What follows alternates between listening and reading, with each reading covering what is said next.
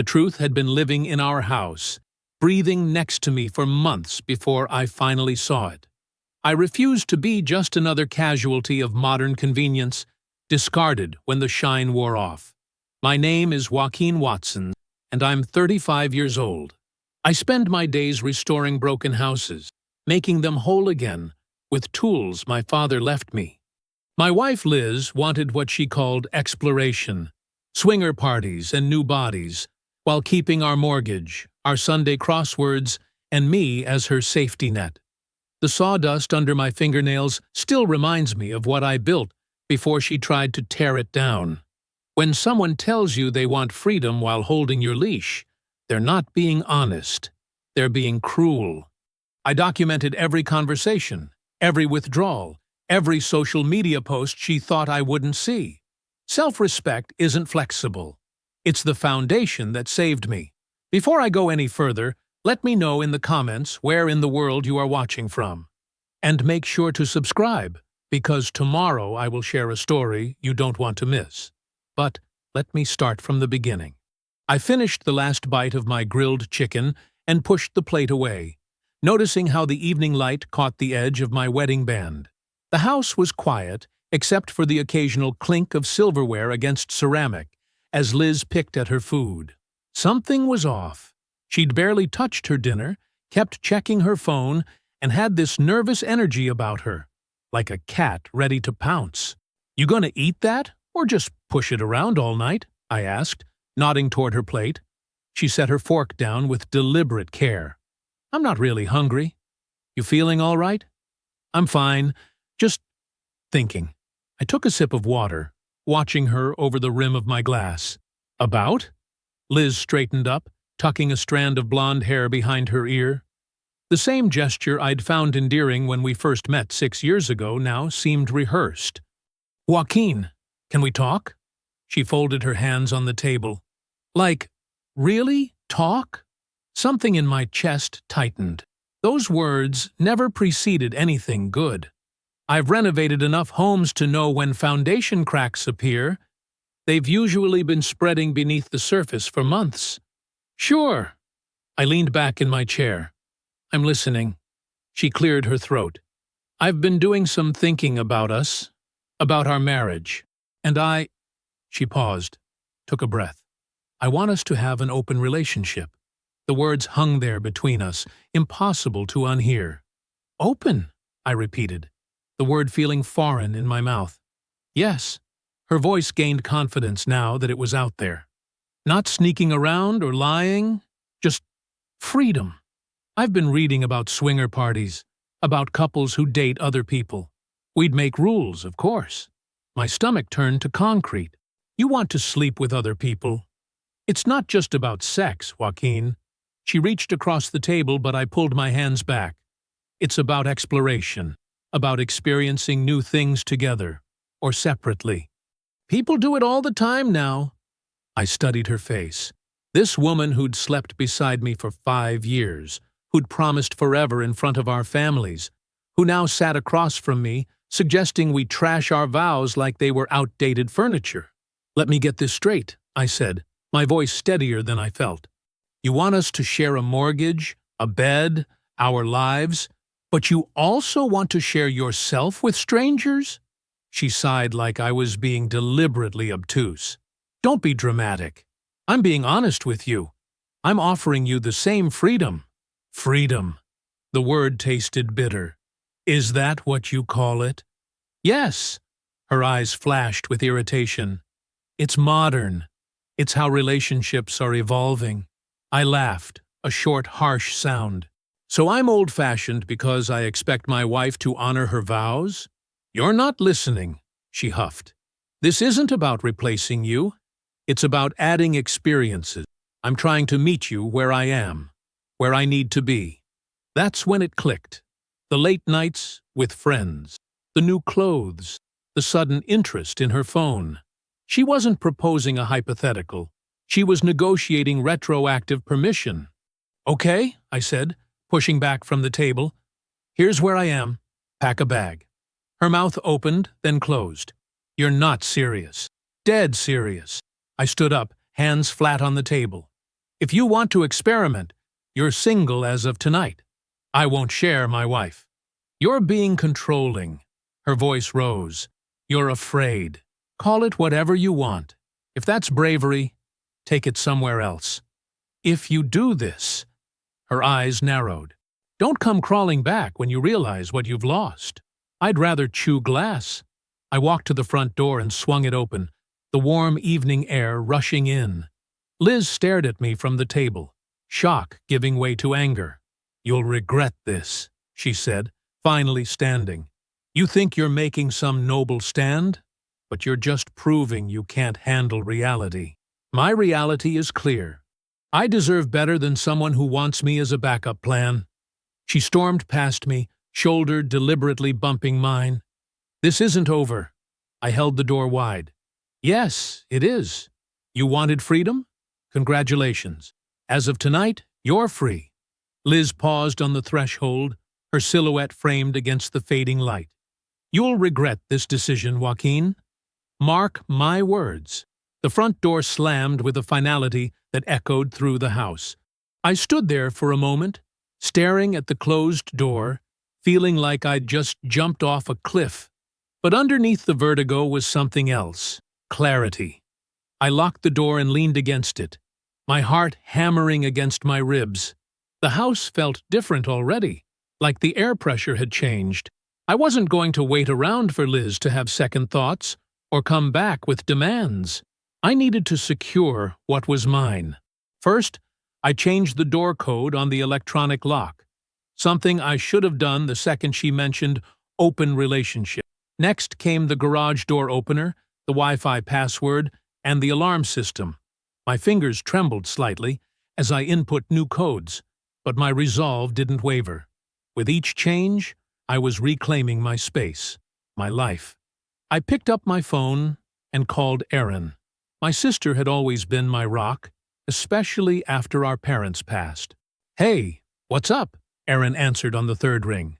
Liz is gone, I said, my voice steadier than I expected. I need you to come over. There was a pause. I'll be there in 20. Want me to bring coffee? Yes, and I need you here as a witness when she comes for her stuff. On my way. True to her word, Erin arrived 20 minutes later with 2 large coffees and a determined expression. She handed me a cup and gave me a quick, fierce hug. All right, spill it, she said, settling onto the couch. I paced as I told her everything. Liz's casual suggestion about open marriage, the swinger parties, her accusation that I was controlling when I refused.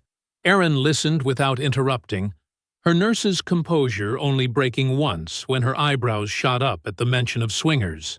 So I told her to pack a bag, I finished.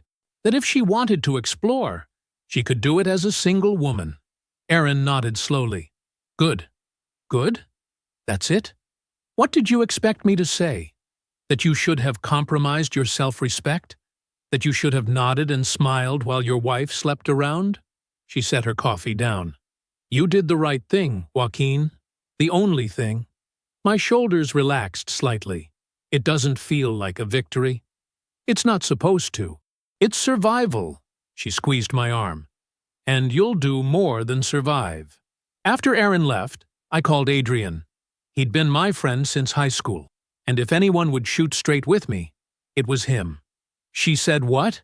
Adrian's voice crackled through the speaker. Man, that's cold. Yeah. I leaned against the kitchen counter. I'm still processing it. Listen, you need anything, I'm there. Security camera installation, changing locks, whatever. And I can put out feelers, keep an ear to the ground about what she's saying. Small town, you know? Thanks, man. I appreciate it. And Joaquin, you did the right thing. Don't let anyone tell you different. I slept fitfully that night, the bed too empty, the house too quiet. Morning came with harsh sunlight, and the knowledge that Liz would be returning for her things. I'd texted her that Erin would be present, and she could come at 10. At 10:15, her car pulled into the driveway. I opened the door before she could ring the bell. Erin stood silently beside me, arms crossed. Liz looked different somehow, harder around the edges, her smile gone. I'm here for my clothes and personal items. They're packed in the guest room, I said, stepping aside.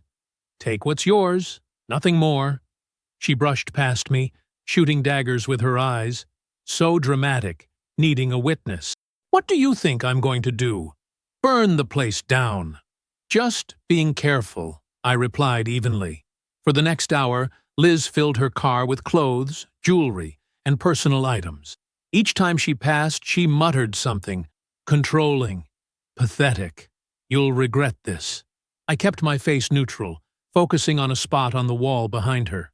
You chose this path, I said when she made her final trip. Not me. Keep telling yourself that, she snapped, slamming her trunk shut. After she left, Aaron gave me another hug. You okay?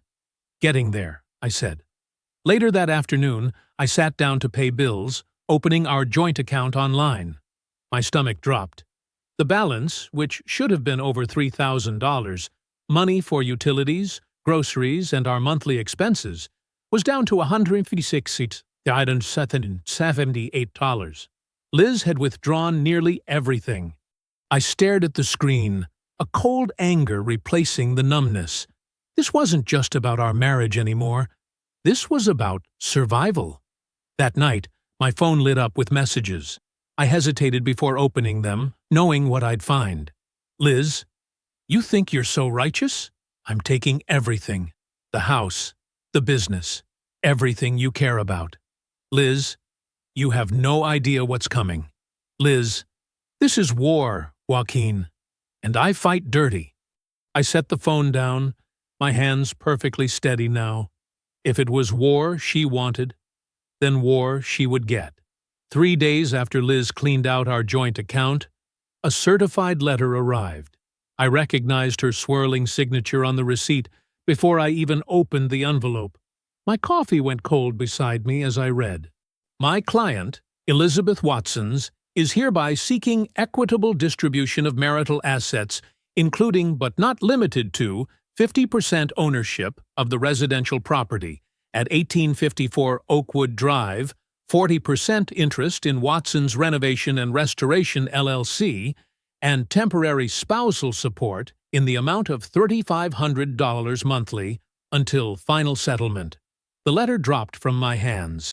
The house, my house that I'd bought and mostly renovated before I even met Liz. The business I'd built from my dad's old tools and a pickup truck with 200,000 miles on it. And now she wanted me to pay her to leave me? I called Anisa Gupta's office immediately. Her secretary squeezed me in that afternoon. Bring the letter and any documentation you have about the house and business, she instructed. Property deeds, mortgage statements, business formation papers, everything.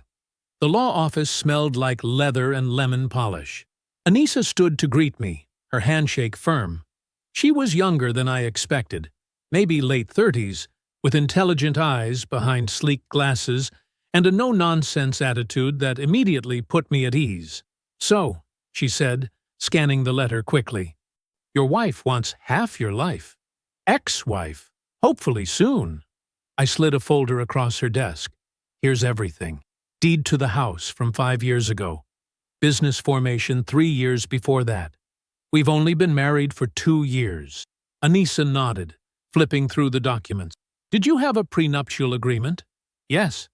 I pulled out another folder. Nothing fancy, but it states that property owned before marriage remains separate. A hint of a smile touched her lips. Good.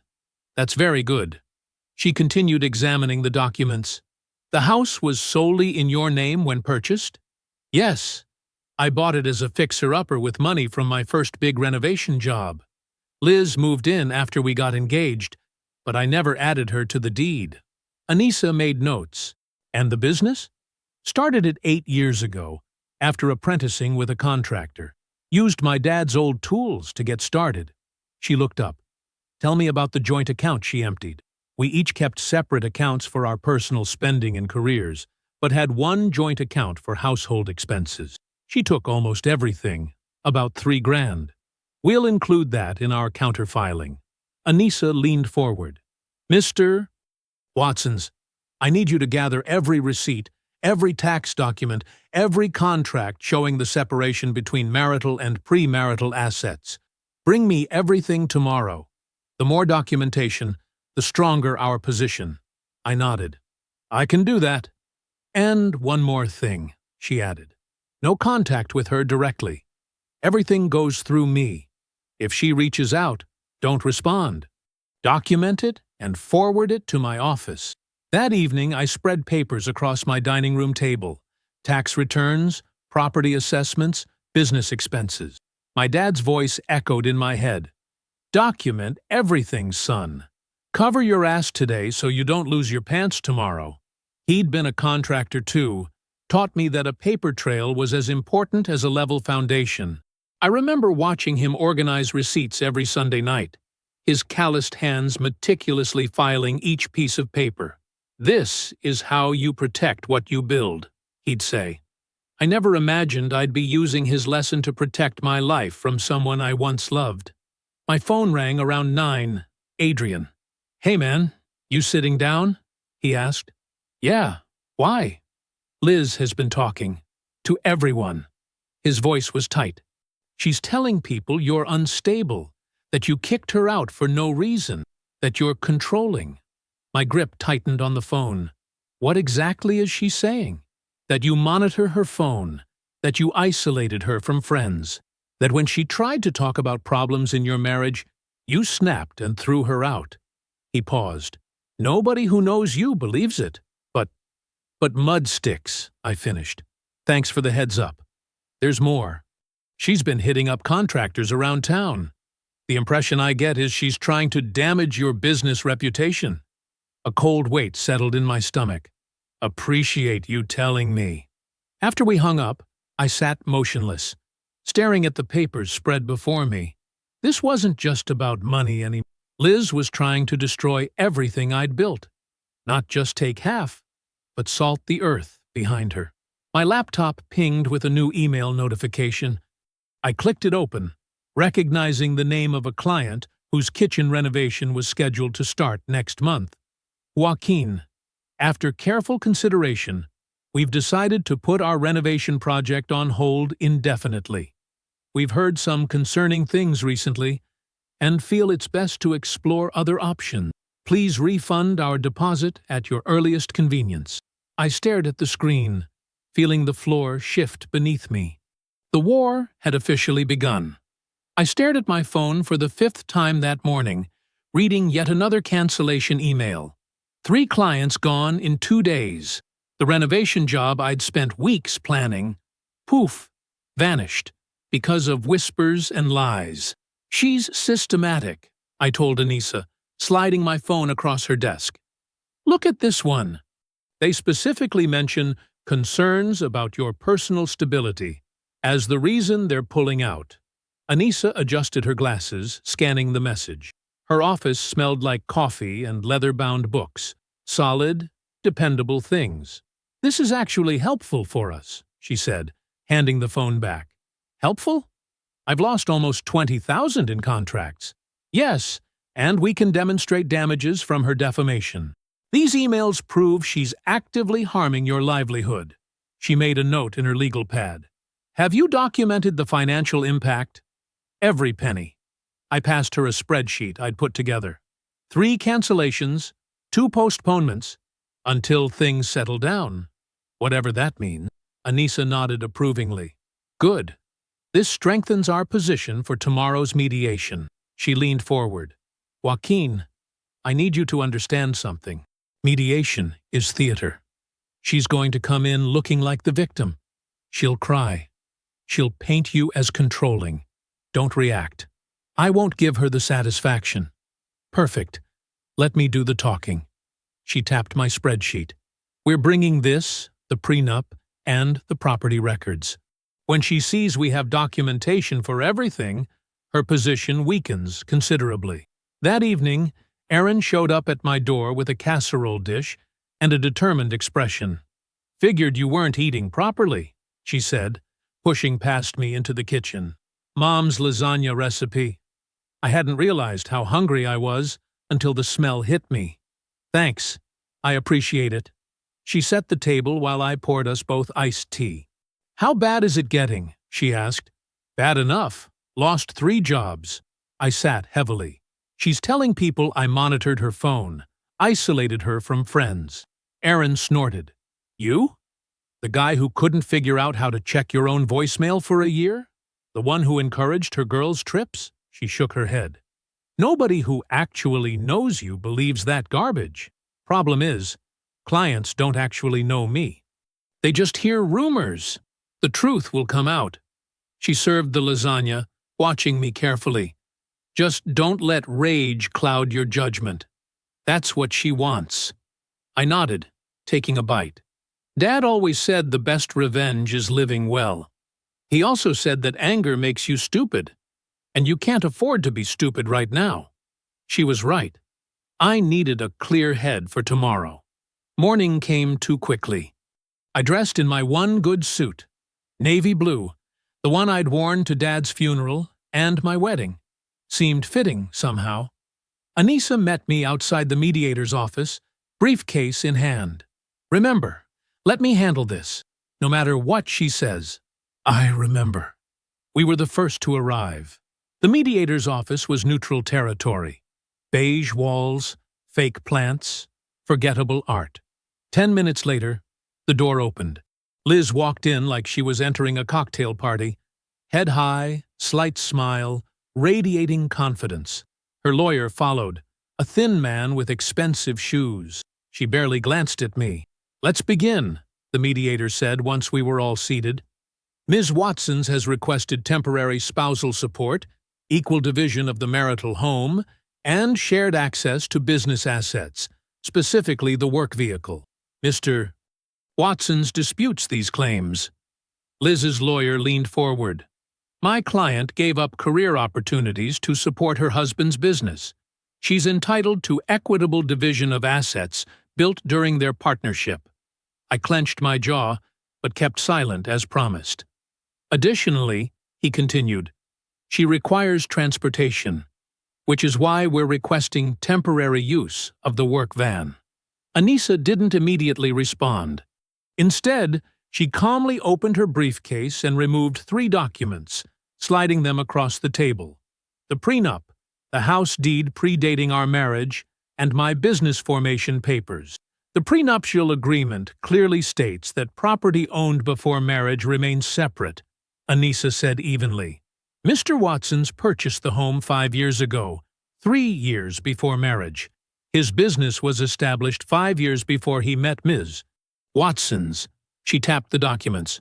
All assets in question are protected under this agreement, which Ms. Watsons signed willingly. The mediator examined the prenup carefully. This appears to be properly executed. I watched Liz's face. For a split second, her confident mask slipped, revealing genuine surprise. She hadn't expected this. Her lawyer whispered something to her, flipping through the documents with increasing concern.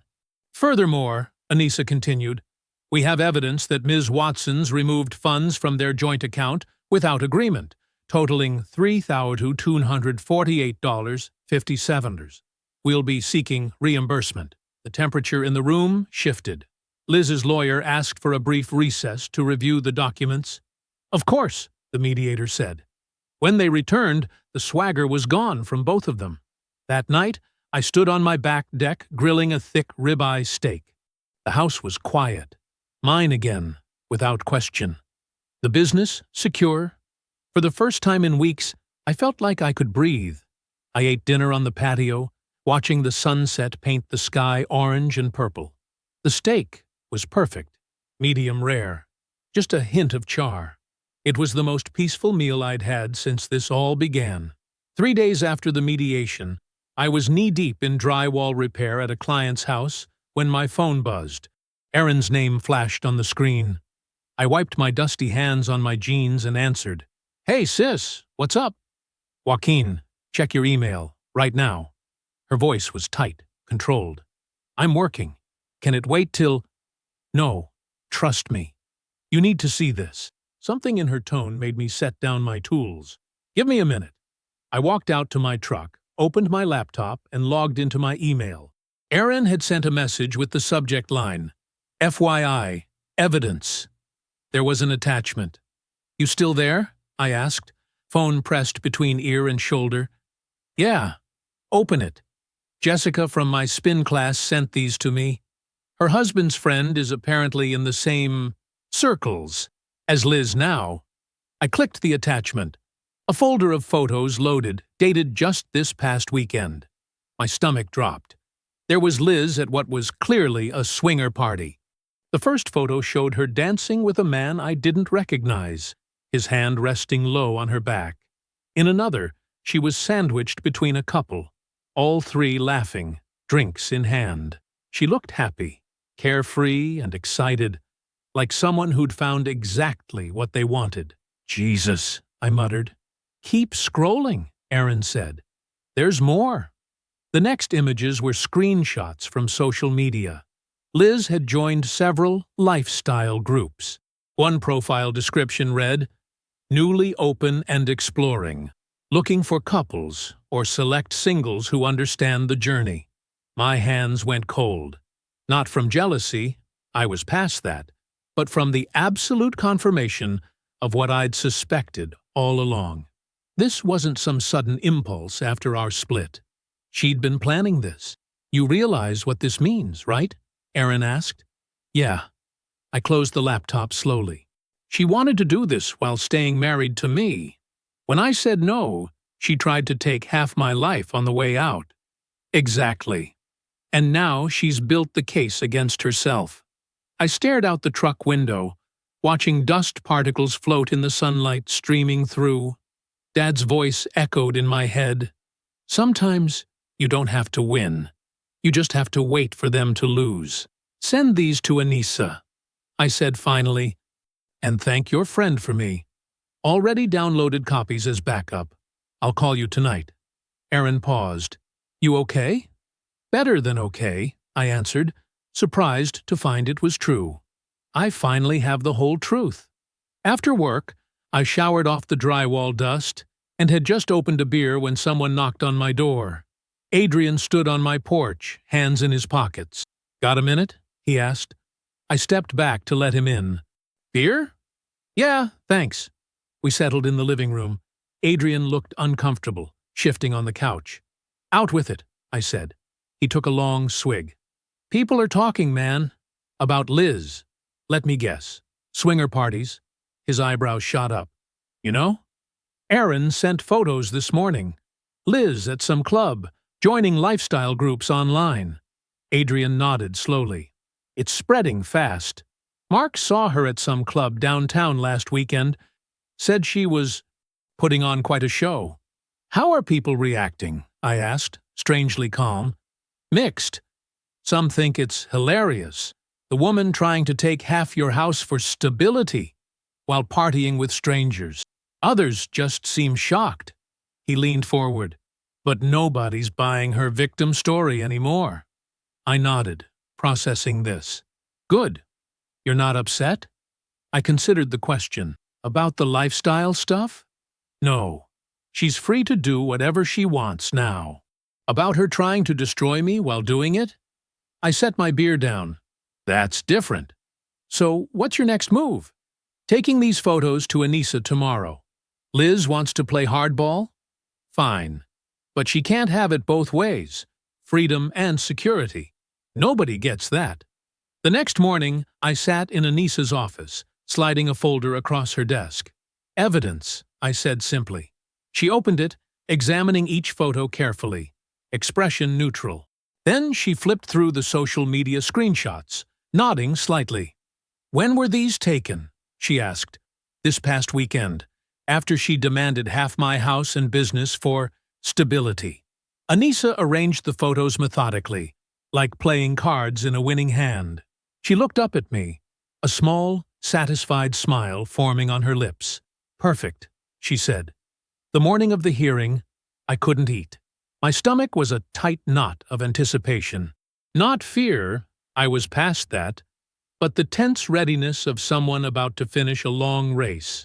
I dressed carefully in the dark gray suit I usually reserved for client meetings with high-end homeowners. the one that made me look like someone you could trust with your money and your property. As I knotted my tie, I caught my reflection in the mirror. Jaw tight, eyes clear. My dad would have recognized that look. It was the same one he wore whenever he stood his ground. Anissa called while I was driving to the courthouse. "Remember what we discussed," she said without preamble. "No matter what Liz says, no matter how she tries to provoke you, stay composed. Let me handle everything." "I got it," I assured her. No reactions. Good. The evidence speaks for itself. I arrived early, walking the courthouse hallway to burn off excess energy. When Liz appeared with her attorney, she was wearing a conservative blue dress I'd never seen before. Hair pulled back, minimal makeup. The perfect picture of a wronged wife. Our eyes met briefly across the corridor. She looked away first. Inside the courtroom, the mediator, a stern woman in her 50s with reading glasses on a chain, reviewed the case notes. The judge, a balding man with deep-set eyes, nodded occasionally as he flipped through paperwork. "Let's proceed," he said finally. "Mrs. Watsons, your attorney may present your position first." Liz's lawyer stood, a slick guy in an expensive suit who spoke like he was narrating a tragic movie. "Your Honor, my client entered this marriage in good faith, contributing years of emotional and household support while Mr. Watsons built his business. When she expressed a desire to explore new aspects of their relationship, a conversation many modern couples have, Mr. Watsons reacted with unreasonable hostility. I kept my face neutral, just as Anissa had instructed. But hearing our kitchen table conversation rewritten like that made my jaw clench. Mrs. Watsons was effectively forced from her home for merely suggesting an honest conversation, the lawyer continued. She's been denied access to marital resources and subjected to emotional abandonment. Liz dabbed at her eyes with a tissue. I'd seen that performance before. At her cousin's wedding, during sad movies. The way her shoulders trembled slightly for effect. Furthermore, her lawyer pressed on, "My client is entitled to compensation for years of emotional neglect and for her contributions to creating the stability that allowed Mr. Watsons's business to flourish." When it was our turn, Anissa rose unhurriedly. She had this calm confidence that made everyone else seem slightly manic in comparison. "Your Honor, Mr. Watsons purchased his home and established his business prior to the marriage. Facts clearly documented and protected by the prenuptial agreement both parties signed." She placed the prenup on the table. "What's more, Mrs. Watsons's claims of emotional abandonment are demonstrably false." Anissa reached into her briefcase and withdrew a manila folder. "If I may approach?" At the judge's nod, she presented the folder. These photographs and social media posts show Mrs. Watsons engaged in social activities that directly contradict her statements about emotional distress. The mediator leaned forward, studying the images with increasing interest. The judge flipped through them methodically. "These are time-stamped," the mediator noted, pointing to dates on the photos. "Yes," Anissa confirmed. "All taken after Mrs. Watsons left the marital residence. Within days, in fact." Liz's face flushed red. Her lawyer whispered something urgently in her ear, but she shook him off. "That's not—" Liz started, then collected herself. "That's personal exploration, not infidelity. I have every right to find myself now that I'm single." The judge peered at her over his reading glasses. "Mrs. Watsons, no one is questioning your right to socialize. However, these activities directly contradict your claims of emotional devastation requiring financial support." "But he threw me out," Liz protested, "for just wanting to talk about opening our marriage." The judge's eyebrow rose. "So your position is that Mr. Watsons should financially support you while you pursue the very lifestyle he rejected?" Liz's lawyer tried to intervene. "Your Honor, my client's social choices post-separation aren't relevant to the division of assets." "On the contrary," the judge replied, tapping the photos. They speak directly to her credibility regarding emotional distress claims. The mediator nodded in agreement. Mrs. Watson's spousal support requires a demonstration of responsibility and need. These images suggest neither. I kept my eyes forward, face composed.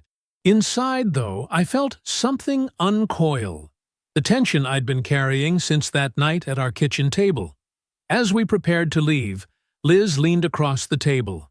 Her eyes were hard, nothing like the wounded look she'd presented to the judge. "You'll pay for humiliating me," she whispered, voice low enough that only I could hear. This isn't over. I woke with the sun the next morning, my mind still churning with Liz's whispered threat from the courtroom. "You'll pay for humiliating me." The words hung in the air of my empty kitchen as I measured coffee grounds into the filter. The machine gurgled to life, filling the house with the rich scent that used to mark peaceful mornings. Before all this started, Liz and I would sit at the counter, sharing sections of the newspaper, planning weekend projects. Now I stood alone, watching steam rise from my mug, wondering what her next move would be. I grabbed my phone and dialed Adrian.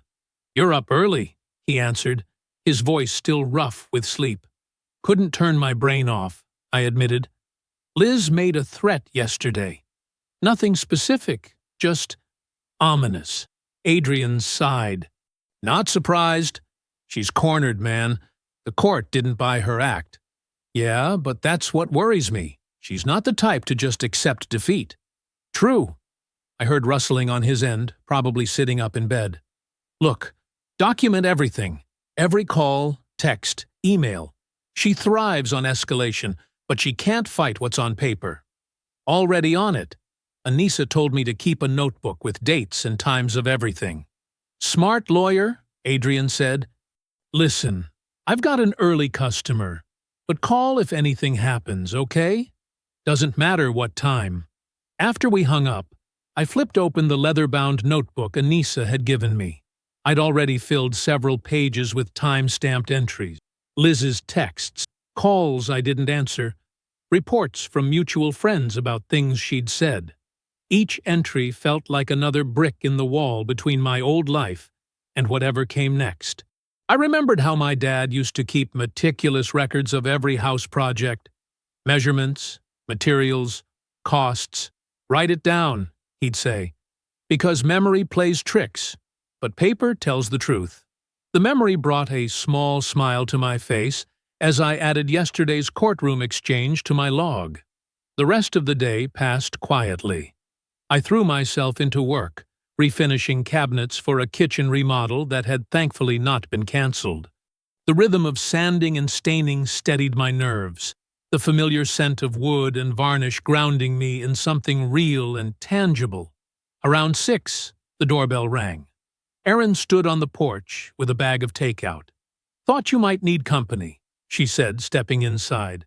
"And food that isn't microwaved." We settled at the kitchen table with containers of Thai food between us. Erin watched me carefully as I stabbed at my pad Thai. "You doing okay? You've got that 1,000-yard stare going." I set down my fork, just waiting for the other shoe to drop.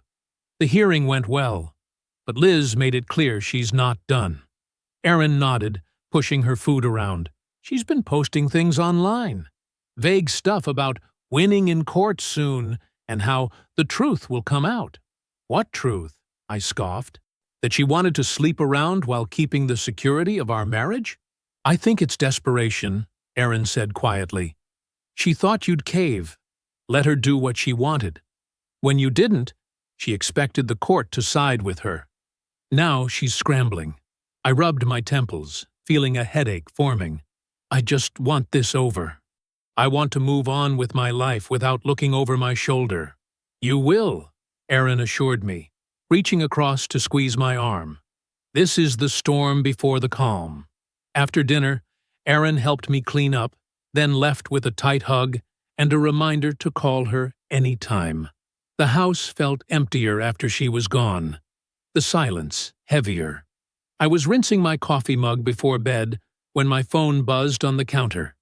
A text from Liz. "Meet me tomorrow." We can still rewrite this story. Don't ruin everything. I stared at the screen, my hand tightening around the mug I was washing. The message was classic Liz, part plea, part threat. As if I was the one destroying what we had. As if meeting would somehow fix what was fundamentally broken. My thumb hovered over the screen, tempted to respond with all the things I'd kept bottled up. But Anissa's advice echoed in my head. Don't engage directly. Everything in writing. No private meetings. I set the phone down and gripped the edge of the sink, watching water swirl down the drain. Tomorrow's encounter, whether I agreed to it or not, could determine how this whole mess ended. And I knew one thing for certain.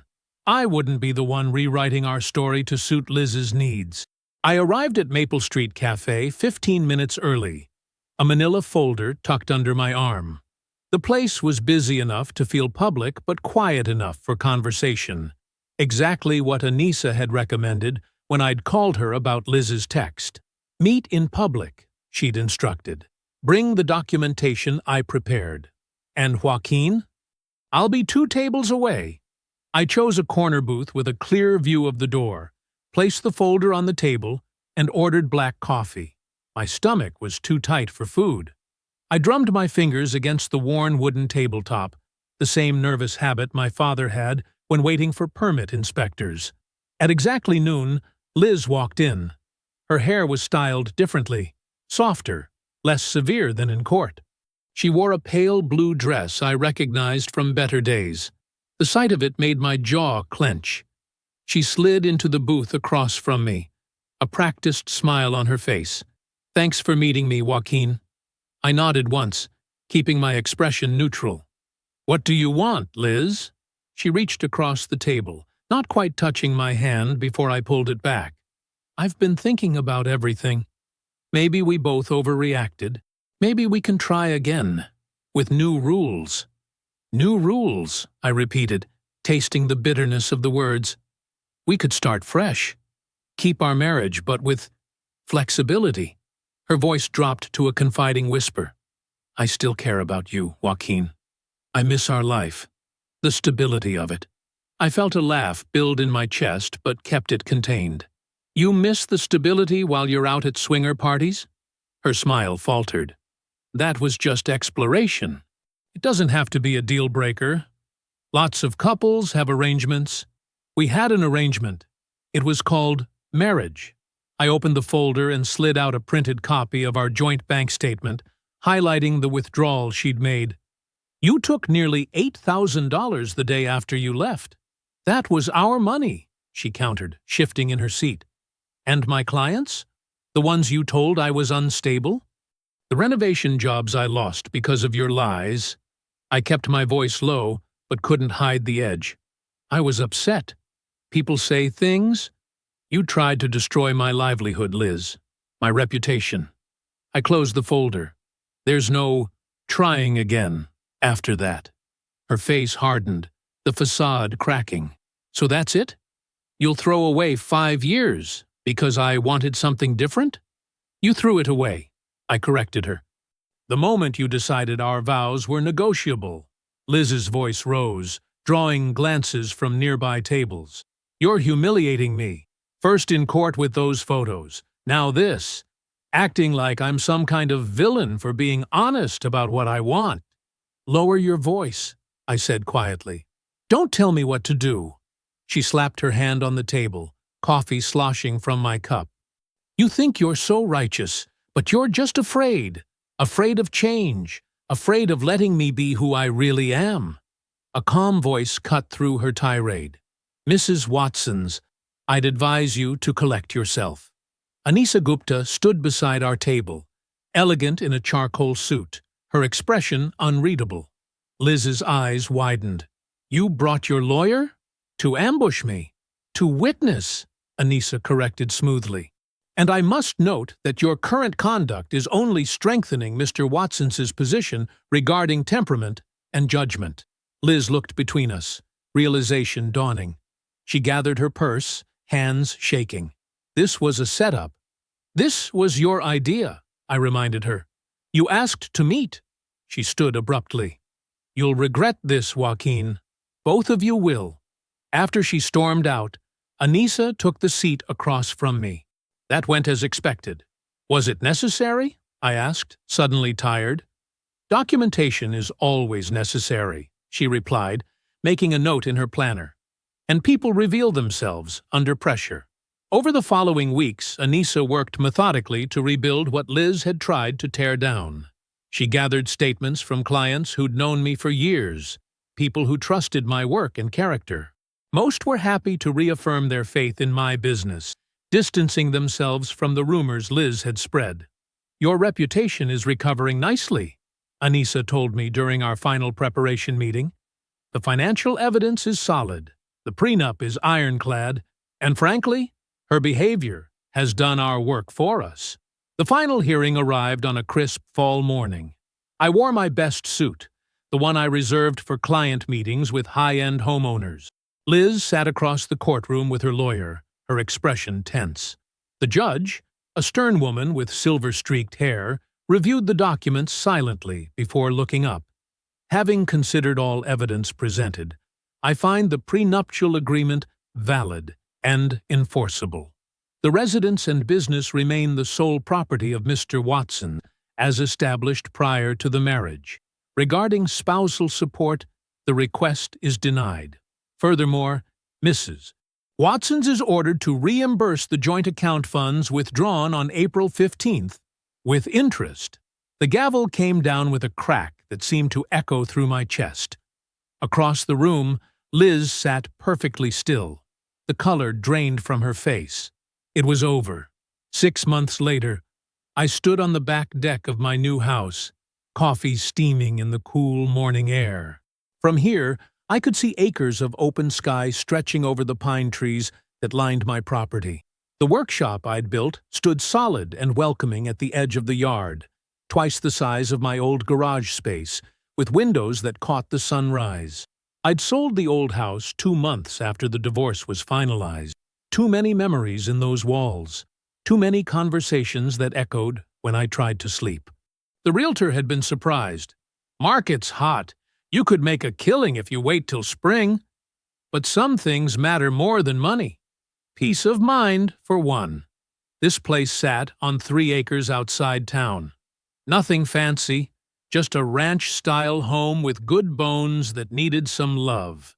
Perfect project for a renovation guy trying to rebuild his own life alongside the property. I sipped my coffee, remembering how Dad used to say, "A man's worth isn't measured by what he owns, but by what he builds." The renovation business had bounced back stronger than ever. Word travels in small towns, both the bad and the good. Once the court case concluded, former clients started calling again. New ones followed. Something about standing your ground earns respect. Erin brought her kids over most Sundays now. They loved exploring the property, helping me plant the vegetable garden that stretched along the eastern fence line. My niece had claimed a corner of the workshop for her inventor's lab, where she built birdhouses and wind chimes from scraps I saved for her. "Uncle Joaquin, this is way better than the old house," she'd declared last weekend, hands on her hips as she surveyed the place. "More room to breathe. Kids understand more than we give them credit for." Adrian came by most Friday evenings with fishing gear and a 6-pack. We'd started a tradition of hitting the lake at dawn on Saturdays, talking about everything and nothing as the sun climbed the sky. There's something about fishing that loosens tongues, even for guys like us, who were raised to keep troubles to ourselves. "Heard about Liz," he'd mentioned last weekend, eyes on his line. I just nodded, waiting. She's still renting that room from Denise's cousin, blowing through what little money she has left on weekends at those clubs. He'd cast again, line arcing gracefully over the water. "Guess the swinger scene isn't all glamour, huh?" I hadn't answered right away, watching ripples spread across the lake's surface. "How'd you hear?" "Small town," he'd shrugged. "Denise says she's getting desperate, jumping from connection to connection, nothing sticking. Bitter as hell. Blames everyone but herself." I wasn't surprised. The lifestyle Liz had imagined, exciting parties, multiple partners, endless novelty. It never holds up without money to fuel it. Freedom costs, and she'd lost her access to my stability while burning through whatever she'd managed to save. Last I'd heard, she was picking up bartending shifts and still calling herself modern and evolved to anyone who would listen. But no one was listening anymore, not really. The same people who'd been intrigued by her drama at first had moved on to newer gossip. She'd become that cautionary tale people whispered about, the woman who threw away a solid marriage for a fantasy that dissolved like morning mist. Standing on my deck that morning, watching the sun climb higher, I felt something close to peace. Not happiness, exactly. That would take more time. But contentment in the knowledge that I'd chosen self-respect when it mattered most. If you're sitting across from someone who's trying to rebrand betrayal as freedom or growth, remember this: their story always sounds convincing in the beginning. They'll use words like modern and evolved to make you feel small for wanting something as simple as loyalty. They'll make promises about how it can all work if you'd just be more flexible, more understanding. But betrayal disguised as freedom will always collapse on itself. Always. I finished my coffee as the morning light strengthened, illuminating the workshop where I'd spend the day finishing cabinets for the Peterson renovation. Life had a rhythm again. Clients, projects, Sunday dinners with Aaron and the kids, fishing with Adrian. That evening, as dusk painted the sky in watercolor strokes of orange and purple, I locked the workshop door and whispered the words that had become my mantra: self-respect is not negotiable. And for the first time in a long time, I believed tomorrow would be better than today. I believe stories such as this find us for a reason. If this one touches you, please subscribe. I share a new one every day. In the meantime, there are 2 stories on the screen that are even better.